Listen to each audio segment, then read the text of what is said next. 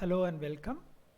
This is the course on stochastic process and the theory of queues. In this lecture, we will look at some special queues.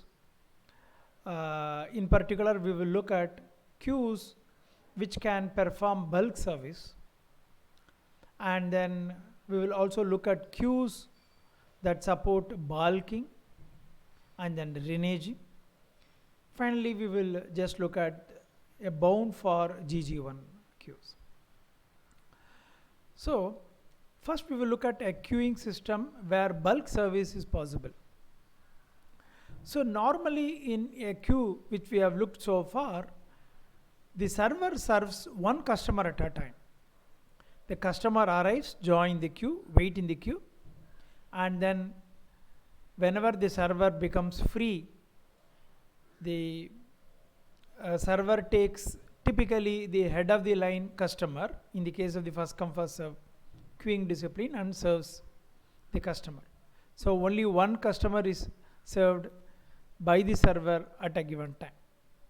But there can be cases in which the server is capable of serving more than one customer. The example can be that suppose you have got a bus stand in which bus comes, and potentially it can carry more than one waiting customers, okay, up to a capacity which is the capacity of the bus. Similarly, if you consider a cab, it can carry not just one person, can carry more. A family can be served by the cab, or a lift. So when a lift comes to a particular floor, potentially many people can enter the lift and take the service of the lift. Or it can be the case of a restaurant in which customers arrive, not arrive and then they may be served in bulk. Okay. So we are especially interested in handling those kind of systems where bulk service is possible. The point to be noted is these are the kind of service wherein whether the server serves one customer or two or up to a given number, the service time taken is the same. It is the same service that is being offered for a group of customers up to a certain size. That is, for example, the lift takes a certain amount of time to go from one floor to another floor, irrespective of the number of customers inside the lift. So, and again, the queue length will decrease by the number of customers being served. So these kind of queues have to be handled with these features in our mind. So let us assume a single server queuing model where the server can serve a maximum of k customers in a particular service time, to be precise. Suppose a single customer is waiting, then that particular customer is being served. We do not consider a case where the server waits for up to k customers to accumulate and then start the service. Those are different kinds of queues. We can always model those things also. But here we assume a case that whenever a server completes the service and looks for the customers in the queue, it can take up to k customer, 1 or 2 up to k. If there are more than k customer, then it will take only a maximum of k customer and then serve. The service time of the server is assumed to be exponentially distributed. So let us say the parameter of the service time is mu, and that is irrespective of the number of customers being served by the server up to that limit of k. Let's again assume that the arrivals are Poisson in nature, only one customer at a time arrives, and the queue has unlimited capacity. We will model these kind of queues.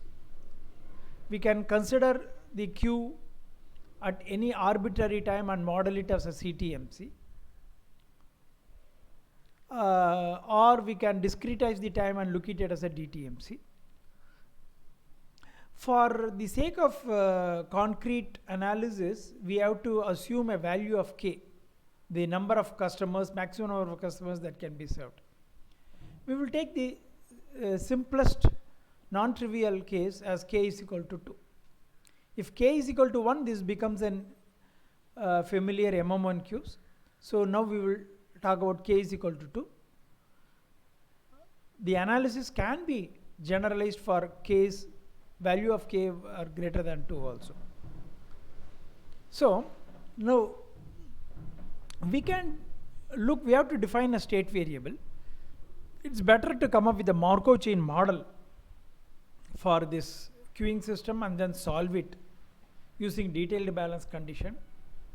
And once we know the steady state occupancy probabilities, we can arrive at the quantities of interest, namely the response time of the queuing system, the number of customers, typical values at any given time, the average number of customers waiting in the queuing system, and all those things. So one thing we can look at it, we can either look at the total number of customers in the queuing system, or we can use the number of customers waiting in the queue and use it as the state. If you use the total number of customers in the queuing system as the state variable, if the total number is 0, it means there is no one waiting, no one being served. If it is 1, then that one person should be with the server, not waiting, because the server, whenever the server is free, the server will be serving. But if the total number of customers is 2, then there is an ambiguity. It may be that 2 customers are being simultaneously served by the server. That would have happened when the previous service got over, there were 2 people waiting, both of them have been handled by the server at the same time and no one is waiting. Or it could be that one would be served by the server and one would be waiting. So just by looking at the indicating that there are 2 customers in the queuing system, we cannot distinguish between these 2 cases. So we need to handle it. Alternatively, we can look at the number of customers who are waiting in the queuing system. Okay. If the 0 customers are waiting, then some customers are under service. Again, we don't know how many customers are under service. It can be 1, 0 or 1 or 2 up to k, because that the number of customers waiting in the queue will not reflect those things. If there are 1 customer in the waiting, again the number of customers being served can be different. So if you take the number of customers being waiting in the queue as the state variable, depending upon how many are currently served when no one is waiting, we have 2 cases. When no one is waiting in the queue, which we would call it as state 0, because 0 people are waiting in the queue, then it may be that no one is also being served.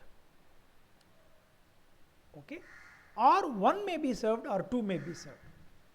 So you may think of 3 possible variations for the case of no one is waiting in the queue. But whether 1 is being served or 2 is being served is not going to affect the future evolution of the system, because the service will get over with an exponential rate of mu, and therefore it's not going to matter whether 1 is getting served or 2 or up to k. So the only thing we have to distinguish is when there are 0 customers waiting in the queue, whether the server is also free or the server is busy. So accordingly, we will have 2 states. One we will call it as 0 dash and another 0. 0 dash indicates there is no one waiting in the queue and the server is free. 0 means there is no one waiting in the queue but the server is busy, servicing some number of customers. 1 means there is one person waiting in the queue, which automatically means that the server is busy. Again, the server may be servicing 1 or 2 customers, that doesn't matter.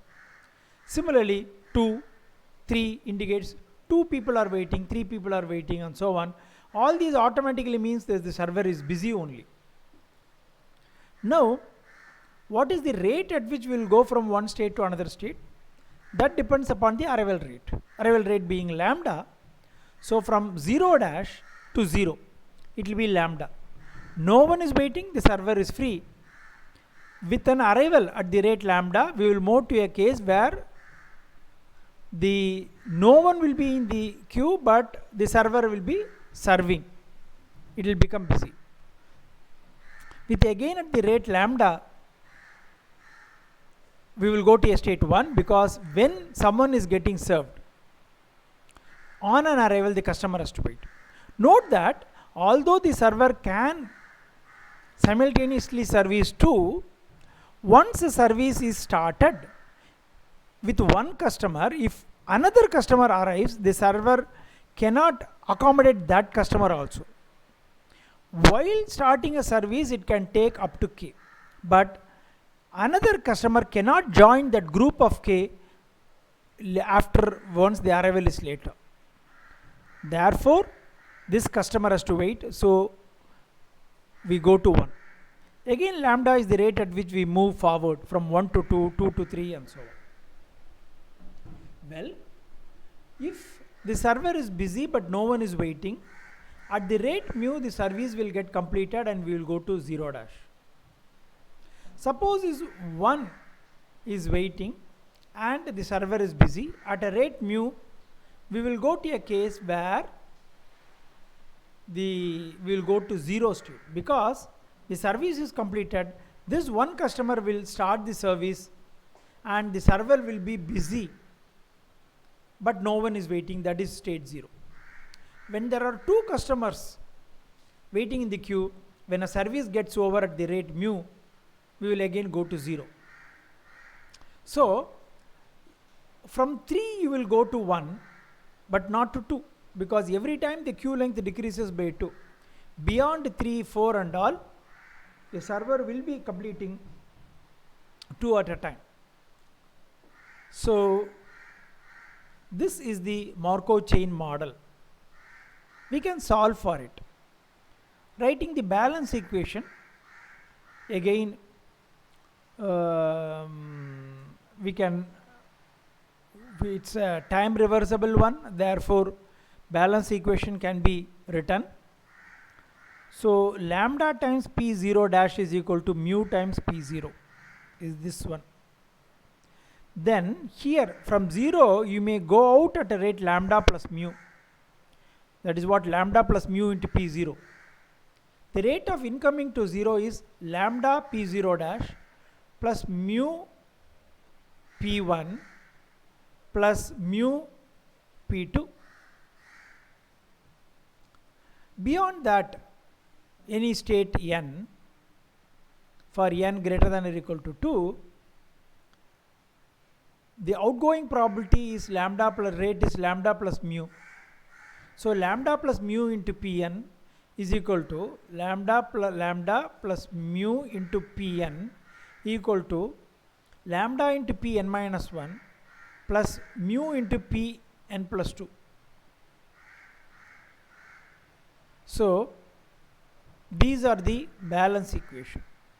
The normalization condition is P0 plus P0 dash. This is not wrong. P0 dash plus sigma n equal to 1 to infinity Pn is equal to 1. Now let us look, we have to solve this. The easier way to do is we look for a solution of the form Pn is equal to alpha power n into P naught. Because we know beyond this one it looks like an MM1 queue, arrivals at the rate lambda, mu is the service rate, but only thing is queue length decreases by 2. So normally as we move forward in an MM type of queues, there is a multiplication factor alpha that we multiply with the probabilities at n to get probability at the time n plus 1. It will be geometrically distributed. So we will look whether such solution exists. So assuming that Pn is equal to alpha power n into P naught, where alpha is still undetermined, plugging it into this equation, we get lambda plus mu into P naught for this equation. Lambda plus mu into alpha power n P naught is equal to lambda into alpha power n minus 1 P naught plus mu into alpha power n plus 2 into P naught. So we can strike off, cancel P naughts to get an equation, cubic equation for alpha in terms of lambda and mu. If you solve it, you get the following, this one. So minus 1 plus or minus this one. So the negative one,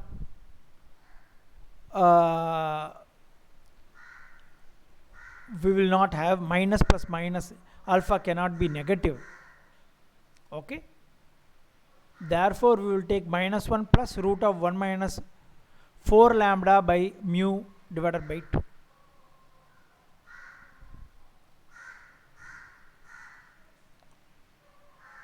So now put it in the first one.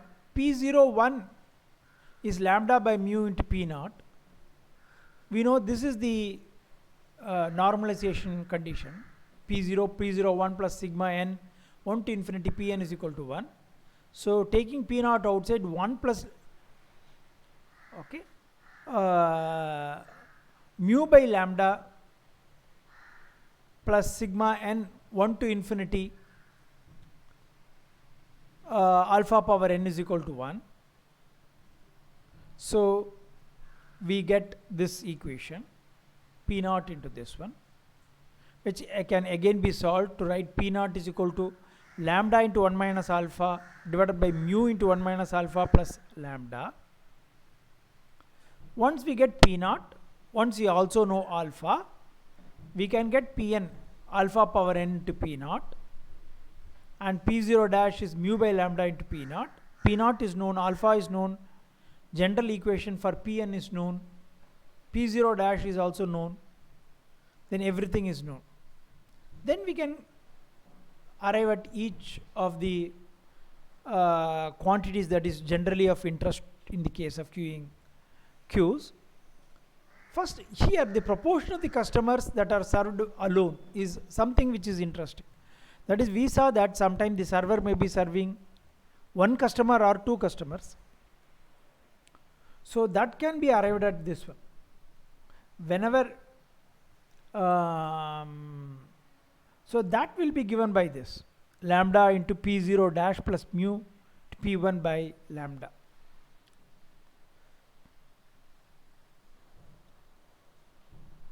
So the average number of customers waiting in the queue, which we will call LQ, is when there are at least one customer waiting in the queue. So sigma n 1 to infinity npn is the average number of customers waiting in the queue. Plugging in the formula for Pn here and alpha and P naught, we get P naught n alpha power n, we will get this equation. The average amount of time a customer spends in the queue is given by, from the Little's formula, LQ divided by lambda. Plus the average amount a customer spends in the queuing system is the waiting time plus the service time. The service time is 1 over mu, whether the server is servicing customer one at a time or in a bulk service.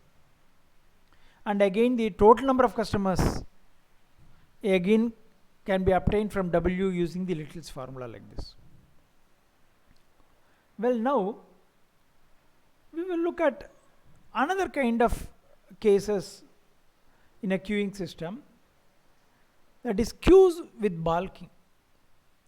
Balking is a phenomenon in which a customer who, on arriving at the queue, decides not to join the queue. For example, this may be the case: you go to a queue to pay some utility bill, but you are under the impression that the queue will not be longer, it will take only 10 minutes to pay the bill and come. But on arrival, you find that the queue is very long. It is going to take more than an hour. So naturally, you may not be interested in standing in the queue. You may decide to do it later. So you may decide not to join the queue. Or more generally, an arriving customer has some deadline in their mind. They decide to join the queue as long as the expected time the customer spends in the queue to be less than that deadline. Again, that time, expected time, depends upon the queue length. So by looking at the queue length, a customer decides whether to join in the queue or not. Different customers have got different urgency, waiting time in their mind. So we model it probabilistically that a customer in general balks or leaves the queue when the queue size is large and joins the queue when the queue is small. So we introduce a quantity called alpha n, which is the probability with which the arriving customer joins the queue. Again, this alpha is dependent upon n. More the n, more alpha n can be. So the system can be modeled as a birth-death process, but the only thing is the arrival rate is not fixed, lambda, but it is state-dependent arrival rate. So we write lambda n is equal to lambda into alpha n. Lambda is the original arrival rate to the queue. Because alpha n is the probability with which the customer joins the queue, so the actual arrival rate to the queue is lambda times alpha n. But mu n, the service rate, is always fixed, which is mu. So once we have this one, we can use it in the birth-death queuing model with state-dependent arrival and service rate, and we should be able to solve it. Well, if we have an one queue with a finite capacity n, that can also be viewed as a special kind of queues with balking, where alpha n is equal to 1 for n less than capital N, 0 for n greater than n. That is, capital N is the capacity of the queue. As long as the number of customers is less than n, the customer don't balk, they always join. If it is greater than n or equal to n, they don't join, they balk. So next is a kind of queue with reneging. As we mentioned, here customers have certain deadline in their mind. That is the amount of time the customer is ready to spend in the queue. But in the previous case, the customer estimates the waiting time and decides to join the queue or not based on the expected waiting time and the deadline. Now here the customer takes a chance and then joins the queue, because after all, the actual time a customer spends in the queue is a random quantity. That all depends upon the service time, actual service time of the customers ahead in the queue. Sometime the queue may move faster, sometime the queue may not move. You have experienced these things. So what here the customer does it, a customer always joins the queue on arrival, but has a deadline. So if the service doesn't start before that deadline, the customer leaves the queue even without getting the service. That concept is called reneging. So even after wasting certain amount of time standing in the queue, a customer may decide to leave the queue because the deadline has expired and there is some urgent work. The customer cannot afford to wait any longer. That is what a reneging captures. However, we will also call these customers are impatient customers. However, we take a case where once a customer starts the service before the expiration of the deadline, the customer continues to get the spend time with the server and then leaves. So, it is not that the total waiting time plus the service time has to be less than the deadline.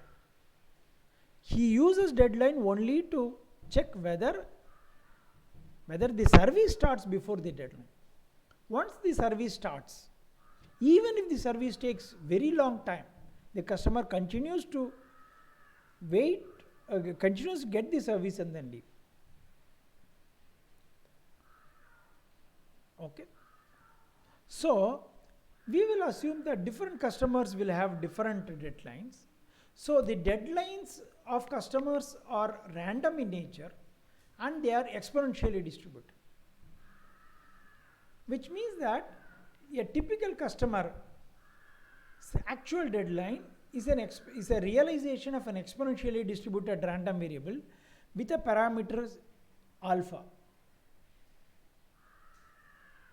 Okay. So, which means that each customer will have varying amount of deadlines, but they are all have the same distribution and exponential and the rate being alpha. Now, if you model it as a birth-death queuing Markov chain, then the arrival rate is same. And view the number of customers in the queuing system n as the state variable, the arrival rate lambda n is lambda which is fixed because it is externally decided. So, lambda n is equal to lambda for all n, mu n, that is the service rate. To be precise, we will call this as the departure rate from the state n. What is the rate at which we depart from n? 1, mu is the service rate, and therefore a customer after finishing service will leave the queue at a rate mu, but a customer may also be leaving the queue through reneging. Potentially each customer standing in the queue may be ready to renege based on their deadline and so on. So now, if there are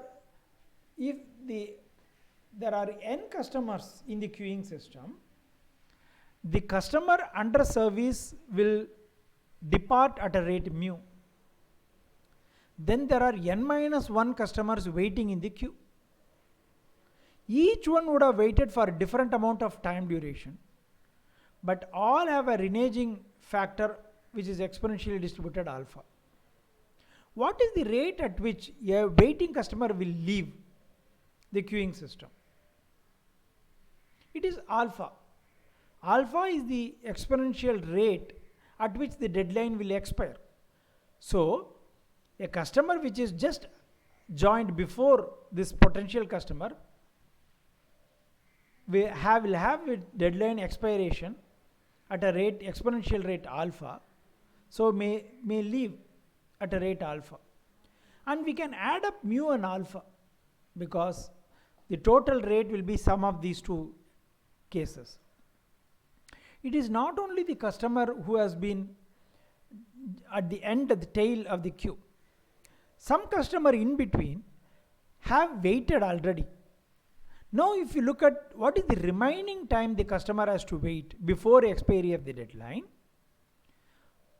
because of the memoryless property of the exponential distribution, the remaining time for the expiration of the deadline, given that the customer has already spent some time in the queue, is the same as the unconditional distribution which is exponential at the rate alpha. So potentially all customers will have their deadline being expired at a rate alpha. There are n minus 1 of them, so the departure rate is mu plus n minus 1 into alpha. So once we use this one, then we have the prescription for the birth-death queuing model. We can solve for it. Finally, we will touch upon one important general case. There may be time at which the Poisson arrival of the customers may not be valid. Exponential service time may not also be valid. So we have to model queues where the arrival rates have a general distribution. Similarly, the service times are also generally distributed with a single server and then first come first serve queuing discipline. Those we call it as the GG1 queue. G to stand for the general distribution. So it is very difficult to analyze GG1 queues, but an upper bound for the waiting time can be found out. We will not derive it, I will simply state it. W, the upper bound for the waiting time of a GG1 queue, where lambda is the arrival rate. Again, lambda does not necessarily means it is a Poisson arrival rate. It is some general distribution whose mean value is, let us say, x bar, and 1 over x bar is lambda. Similarly, let mu be the service rate. So the service time is a general distribution with s bar as the average service time, 1 over s bar is mu. We can always define a server utilization factor rho, which is lambda by mu. Then let sigma a squared be the variance of the inter-arrival times. Sigma b squared be the variance of the service times. Then this bound W on W is given by lambda into sigma a squared plus sigma b squared divided by 2 into 1 minus rho. So this is one bound that we can arrive at for a GG1 queue. So with this I will stop my lecture on certain aspects of queuing system. We will see more about queuing system later on. Thank you.